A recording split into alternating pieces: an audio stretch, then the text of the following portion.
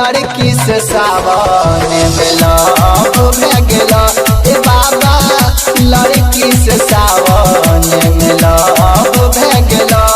तोरा भगती के असर होगा जब भे गेलो बाबा भगती के असर होगा जब भे गेलो। एगो लड़की से सावन में लव भे गेलो ए बाबा लड़की से सावन में लव भे गेलो। लव भे गेलो लव भे गेलो।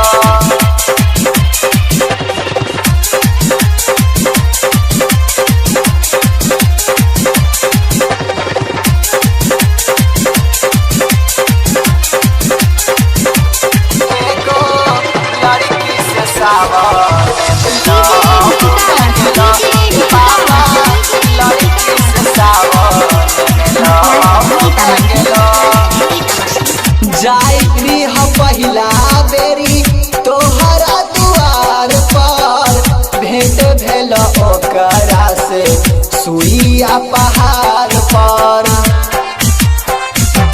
बाबा जाइबी हम पहिला बेरी तोहरा दुआर पर भेंट भेल ओकरा से सुइया पहाड़ पर। गेलियो जल भर सुल्तानगंज में तब भे गेलो। गेलियो जल भर मुंगेर घाट में तब भे गेलो। एगो लड़की से सावन में लव भे गेलो ए भोले दानी लड़की से सावन में लव भे गेलो। लव भे गेलो एगो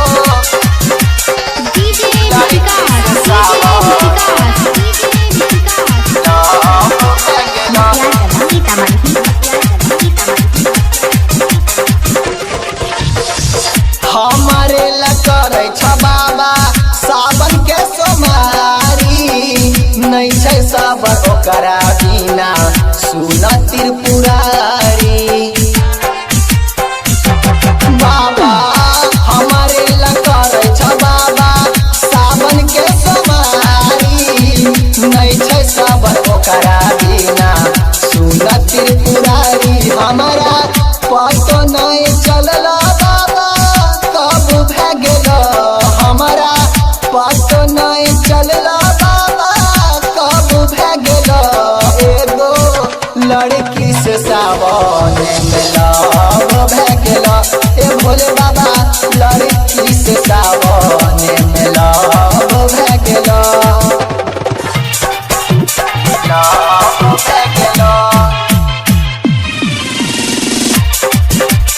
लव भे गेलो।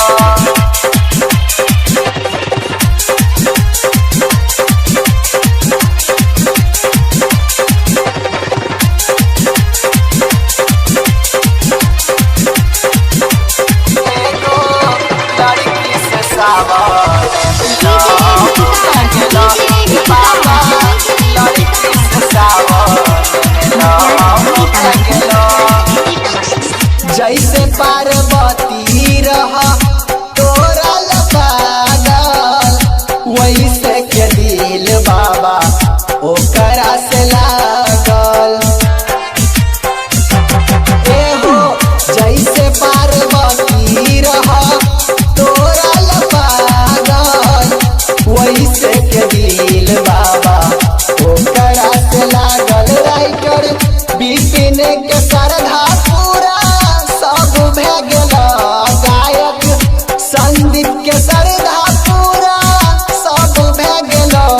एगो लड़की से सावन में लव भे गेलो ए भोले बाबा लड़की से सावन में लव भे गेलो। तोरा भगती के असर होगा जब भे गेलो बाबा भगती के असर होगा जब भे गेलो। एगो लड़की से सावन में लव भे गेलो ए बाबा लड़की लड़की से सावन में लव भे गेलो, एगो लड़की से सावन में लव भे गेलो, ए बाबा लड़की से सावन में लव भे गेलो। सीतामढ़ी मटियार कला।